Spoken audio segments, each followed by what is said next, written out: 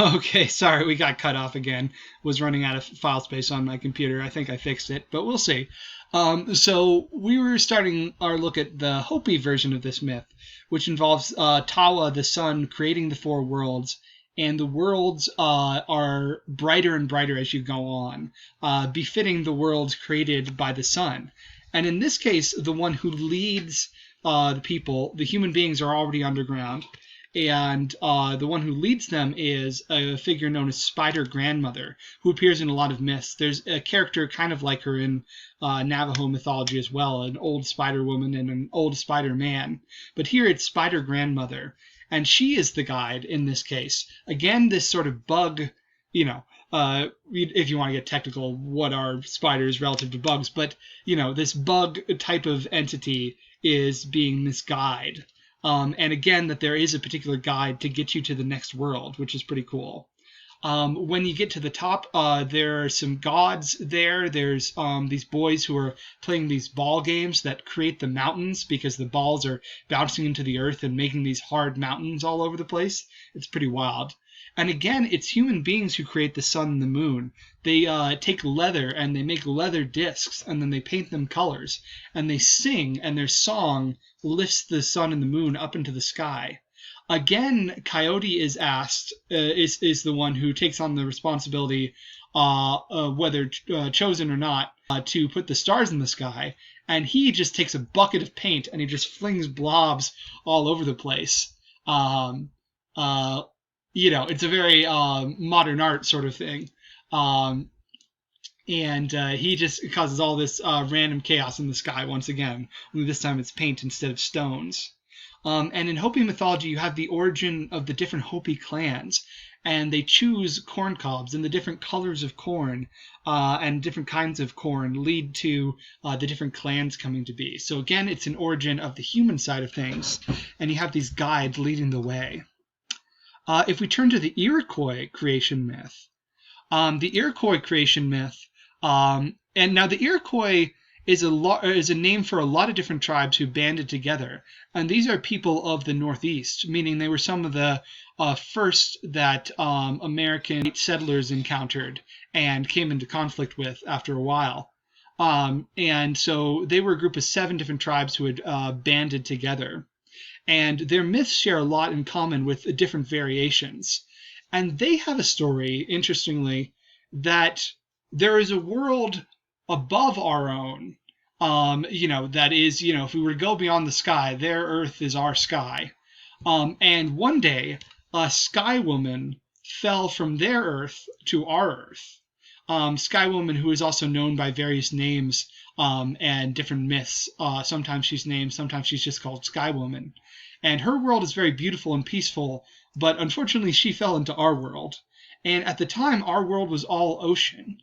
But in some versions of the story, a giant turtle picked her up and carried her, and took care of her, basically, made sure she didn't drown. And so Sky Woman eventually gave birth to sons. Either that, or she gave birth to an Earth woman, who then gave birth to sons. But her sons, they start shaping the land. They decide to create the land. And after that, they create the animals.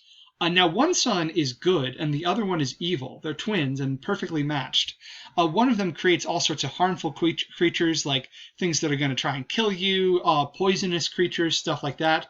The other one, it said, creates animals that are so fat and delicious that they can barely move, and all sorts of tasty treats for human beings to eat.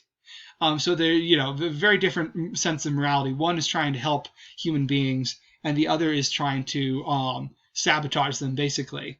And I forget if the human beings are also created by them. I think so, created by the good one. But eventually the good twin slays that we have this explanation for why there's many evil things in the world and dangerous animals. And in this story, human beings go on, and eventually there's an old woman and an old man who hold up the sun and the moon.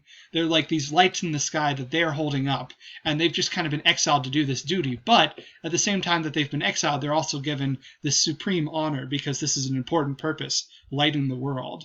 So Yeah, you can kind of see some of the same themes as the more southwestern creation myths. It's taking it in a bit of a different direction. And again, you can find variations on this through all the different Iroquois tribes.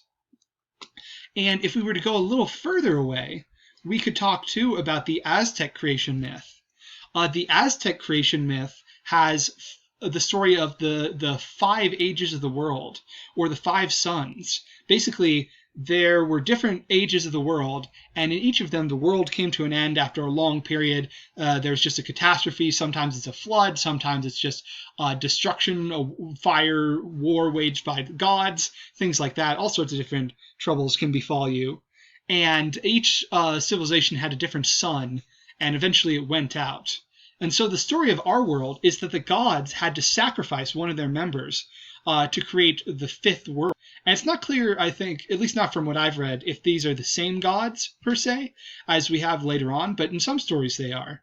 And so there's one known as Nanahuatzin, and he volunteers to jump into the fire. And he jumps into the fire, and now he's on fire, and he basically becomes the new sun, the 5th sun.